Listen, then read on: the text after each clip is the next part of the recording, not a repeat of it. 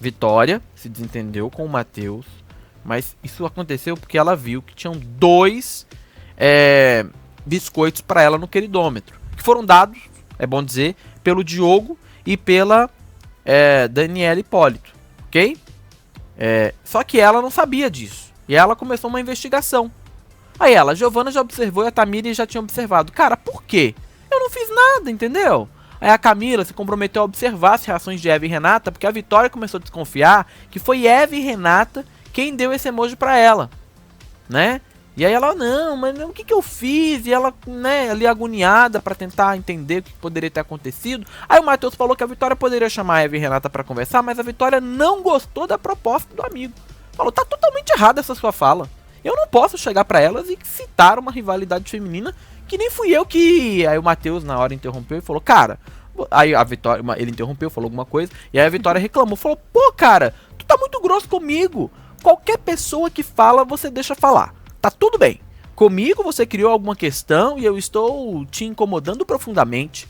Eu respiro, eu tô incomodando. Foi quando o Matheus disse que Vitória também o interrompia nas conversas. Vitória disse que ele fazia a mesma coisa e falou que Matheus tá com ranço dela. Aí sabe o que o Matheus falou? Falou que era o contrário, que era a Vitória que tava com ranço dele. Então a Vitória foi e falou assim, amigo, tá tudo bem. Já entendi que a vida de irmãos é assim. E aí é bom deixar claro que Dani e Diego foi quem deu o biscoito pra Vitória ali. Bárbara, você entendeu? Você catou aqui que ficou bem óbvio pra gente que eles não conseguem resolver qualquer situação externa à amizade deles. Porque essa situação externa, ela vira segundo, terceiro, quarto, quinto plano. E o que fica em discussão é a briga entre eles. Ou seja, eles não conseguem chegar num consenso, encontrar uma saída, uma luz, que eles têm a necessidade de um apontar o dedinho na cara do outro. Eles pensam muito diferente, né, Dieguinho? Por isso que, ao pensar numa dupla pra entrar no Big Brother, agora fica de lição se existir alguma outra temporada assim, que eu acho que não, né? Diante da repercussão, acho que não vão fazer mais de dupla.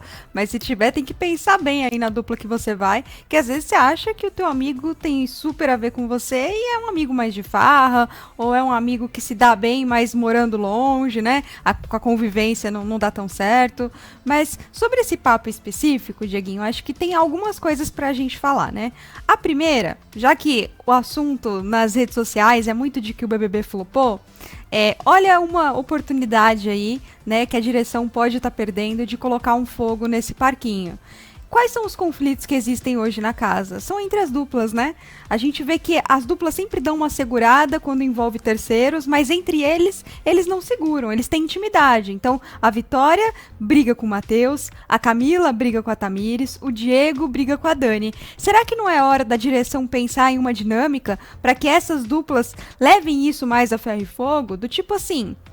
um sincerão em que hoje você vai ter que chamar a sua dupla e dizer o porquê você acha que ela atrapalha o seu jogo. Porque você acha que não dá pra ganhar jogando com essa dupla, né? Talvez o que a gente tá vendo da Vitória e do Matheus, esse ensaio de rompimentos e tal, vire um rompimento de uma vez, e aí vira uma história mais gostosa da gente acompanhar, assim como outras duplas, né? Então acho que tem uma oportunidade aí pra direção pensar e fazer alguma coisa. Agora, voltando a falar de Vitória e de Matheus. De fato, eles disputam ali o espaço de fala, né? Os dois falam bastante, os dois se interrompem.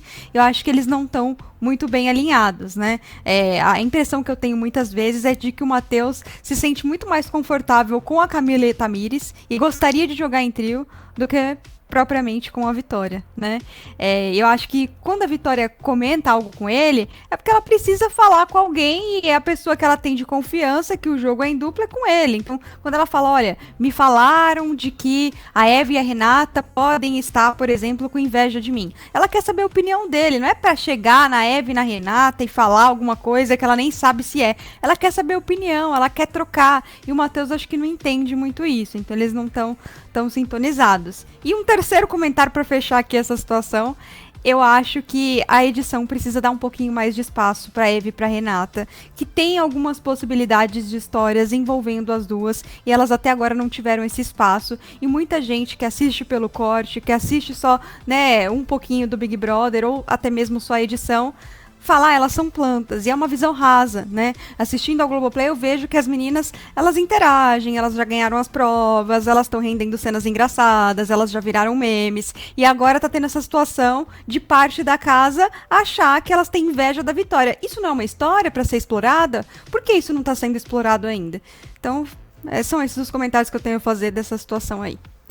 Perfeito, Bárbara, concordo. Acho que de fato a gente precisa ter a edição privilegiando outros personagens ali do jogo, tá? E tirando um pouco do foco também daqueles que a gente já tá falando muito aqui, né? Diego Hipólito e Dani Hipólito todo dia estão no VT da TV, né? Eu acho que é bom a gente ter essa variada justamente pra, né, diversificar também o enredo e a gente ter outros assuntos pra comentar. Agora, é fundamental que a direção esteja atento ao que as redes sociais estão falando, que os comentaristas de reality estão apontando, né? Por quê? A gente tá preocupado com o BBB, porque ano passado a gente tinha uma treta já acontecendo na primeira semana. Bárbara, eu fiz questão de ir assistir a live do ano passado aqui do Bora, pra saber como é que tava o jogo. A gente tava falando do tio da merenda que ninguém aguentava mais, tava despirocado lá no jogo, né? Que tava todo mundo querendo que caísse no paredão pra sair logo e ele saiu, nananã. O jogo já tava movimentado ali, né? O jogo já tinha conflitos lá dentro. Não que nesse BBB a gente precise ter conflito na primeira semana, não é uma regra, né? Mas a gente ainda não tem uma ideia central, a gente ainda não tem nada muito definido, tá muito lento. E para que a coisa avance, a gente precisa olhar para o jogo. Quando você e você que está assistindo a gente olha para dentro do BBB, olha para casa, você vê as prospecções de conversa e aquilo que os participantes querem fazer. É aí que mora o problema. É aí que mora o perigo. Porque hoje o Diogo estava falando em fazer um sarau à noite, reunindo todo mundo. Ou seja, fazer algo positivo para a convivência. Legal? Hoje cedo, o Vinícius armou todo mundo lá no gramado, foram fazer um alongamento lá, um esquema de treino coletivo. Legal, mas nada disso é interessante para quem está assistindo. Nada disso é interessante para o público que está acompanhando. Pode ter isso? Claro que pode, ninguém está falando que não pode ter, mas é que eles estão meio que fugindo de falar do jogo, de falar das estratégias, para viver situações positivas o tempo todo. E aí é a hora que a direção tem que olhar para isso e falar assim, pelo amor de Deus, gente, por favor. É que a grande questão, né, Dieguinho, é que o problema não é nem que tenha isso, mas é que tenha só isso, né?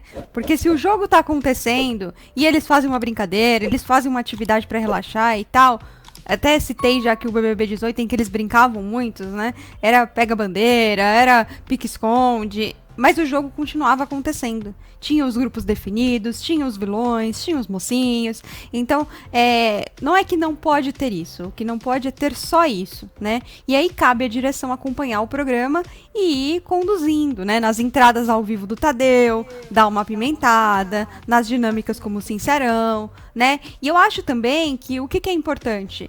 Tá tendo uma repercussão, não tá tão positiva, é hora de mexer, não dá pra ficar quadrado de vamos esperar segunda-feira pra ter um Sincerão. Não, mete o Sincerão hoje, sabe? Ah, agora não tem festa, é só show? Tem o show e pega os participantes de surpresa. Acabando o show, não vai ter festinha, não. A gente vai ter um Sincerão agora de surpresa. Eu acho que tem que ter um dinamismo maior e fazer tá de olho a repercussão do programa, né? Em alguns momentos, algumas medidas emergenciais precisam ser tomadas. E acho que os comentaristas estão falando muito, mas por isso que eu sempre defendo que a gente pondere, que a gente traga o que é positivo também. Porque se a gente só critica e fica crítica pela crítica, não acrescenta em nada, não agrega nem pro público que nos assiste, porque se querem criticar, é só abrir o Twitter, vai ter crítica de um monte de gente, e nem agrega a Globo, se for acompanhar alguma das lives, né? A gente sabe que a direção sempre acompanha os comentaristas, sempre estão em contato conosco, seja no UOL, seja no Bora, eles estão sempre de olho, então acho que a gente tem que fazer isso mesmo, assim, analisar e né, tentar agregar ao máximo ao público, ao programa e seguir comentando o que tá rolando também, porque enquanto a gente reclama, algumas coisas acontecem, como esse papo da Vitória, como a Giovana de olho no Mike, enfim, alguma coisa tá acontecendo. Eles estão vivos, né, Dieguinho? Eles estão lá dentro. Eles estão lá dentro, vivos, mas como você falou, a gente precisa ponderar, concordo, mas ao mesmo tempo a gente precisa manter o nosso olhar atento aí para fazer com que o jogo não entre numa espiral de queda, porque para a audiência perder ali o interesse de acompanhar é muito é um pulo. É um pulo, né? É exatamente nesses momentos que o público pode abandonar um programa e não é o que a gente quer que aconteça, concordo.